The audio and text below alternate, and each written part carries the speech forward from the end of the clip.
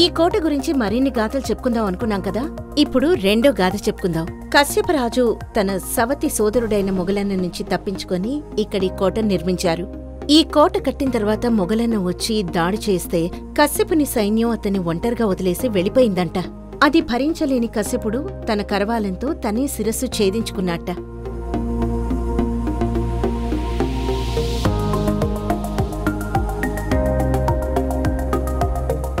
ఈ mirror wall కశ్యపుని కాలం నుంచి ఉంది. ఆయనుండే టైంలో ఇదొక మిర్రర్లా ఉండేదట. కాని ఆయన చనిపోయిన తర్వాత అందరూ వచ్చి దీనిమీద రాశారు. అలా రాయడాన్ని 8th and 9th century మధ్యలో ఆపేశారు. అప్పటినుంచి దీన్ని ప్రొటెక్ట్ చేస్తూ వచ్చారు.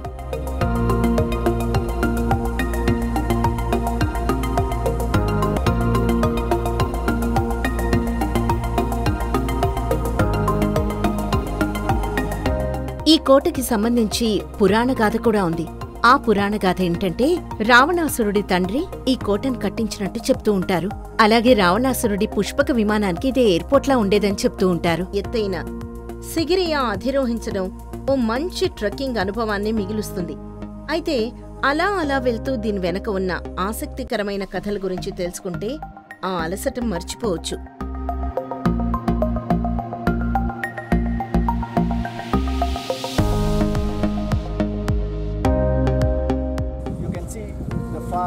The white color Buddha statue, that is New Sigiri temple. Okay.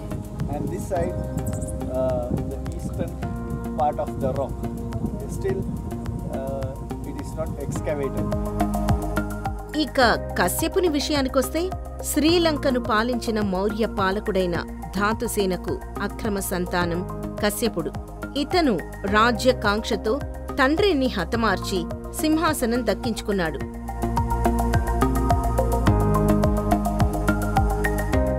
ధాతుసేనకు వారసుడైన మొగ్గలన్న దక్షిణ భారతదేశానికి పారిపోయాడు. అయితే రాజ్యంలోని ప్రజలు కశ్యపుని పితృఘాతక కశ్యపునిగా పిలిచేవారు. స్త్రీలోలుడు విలాసవంతుడైన కశ్యపునిపై ప్రజల్లో నిరసనలు వెల్లువెత్తడంతో అనురాధపురం నుండి సిగిరియాకు రాజధానిని తరలించి శత్రు దుర్భేద్యంగా కోటను నిర్మించాడు.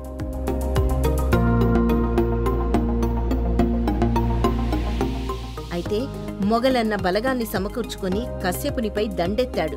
యుద్ధంలో శత్రువులను ఏమార్చడానికి కశ్యపుడు వెనుతిరగగా అతని సైనికులు దాన్ని అపార్థం చేసుకుని వారు వెనుతిరిగారు. దాంతో ఓటమి పాలైన కశ్యపుడు దాన్ని అంగీకరించలేక తన శిరస్సును తానే నరుక్కున్నాడని చెప్పుకుంటారు. ఎంట్రన్స్ లో 2 సింహం పాదాలుంటాయి. అలాగే అంతకుముందు అక్కడ హెడ్ కూడా ఉండేదట. కొంతకాలానికి ఆ సింహం తల కింద పడిపోయింది. నిజం చెప్పాలంటే ఇది కశ్యపుని ఒరిజినల్ క్యాసిల్ అన్నమాట.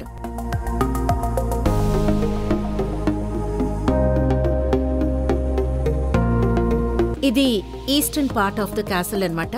మనం వచ్చిన పశ్చిమ భాగం ఇంతకు ముందు ఇలాగే ఉండేది. తర్వాత ఆ భాగంలో తవ్వకాలు జరిపి ప్రాపర్ గా క్లియర్ చేశారు.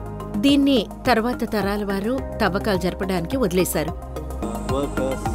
And all are believed to be lived the metropolitan. This believed to be the citadel. So ఇక్కడ సిటడెల్ ఉంటుంది.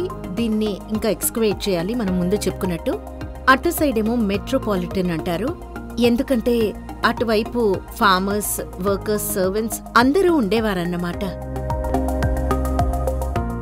మొగలన్న రాజ్యాన్ని హస్తగతం చేసుకున్నాక తిరిగి అనురాధపురకు తరలించి సిగిరియాను బౌద్ధారామంగా మార్చాడు. దాదాపు 13-14 శతాబ్దాల వరకు ఇక్కడ బౌద్ధులున్నట్టు ఆధారాలు లభించాయి. అటుపై 16-17 శతాబ్దాల్లో కాండీ పరిపాలన కాలంలో దీన్నో స్థావరంగా ఉపయోగించారని తెలుస్తోంది. ఇప్పటికీ ఈ ప్రాంతంలో బౌద్ధారామాలున్నాయి. దీనికి సిగిరియాన్ పేరు రావడానికి ముఖ్య కారణం సింహం ఆకారంలో దీని ప్రధాన ద్వారం నిర్మించడం. అయితే ఇప్పుడు సింహం పాదాలు మాత్రమే మిగిలాయి. ఈ ప్రాంతం పౌరాణిక చారిత్రక మూలాలు, బౌద్ధమత ప్రాశస్త్యం కారణంగా శ్రీలంక ప్రభుత్వం దీని పరిరక్షణకు, అభివృద్ధికి కృషి చేస్తోంది. యునెస్కో దీన్ని గుర్తించింది.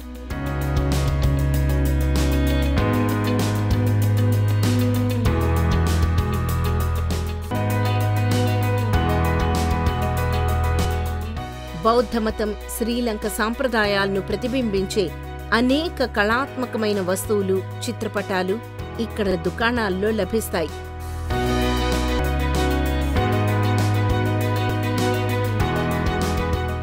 ఇక్కడికొచ్చినట్టు గుర్తుగా మన కోసం, మన వారి కోసం తీసుకెళ్ళడానికి బోలెడు షాపింగ్ చేసేయచ్చు. 2 pieces.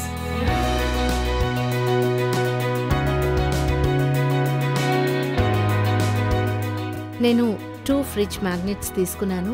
సిగ్రియా మొత్తం చూసేసాం కదా, సో నెక్స్ట్ వీక్ కలుద్దాం. దేశ విదేశ పర్యాటక ప్రాంతాల విశేషాలు మీకందిస్తూ 15 సంవత్సరాలుగా మీ ఆదరాభిమానాలు పొందుతున్న విహారీ ద ట్రావెలర్ టీవీ వీడియోలు ఇప్పుడు యూట్యూబ్లో చూడండి, సబ్స్క్రైబ్ చేయండి.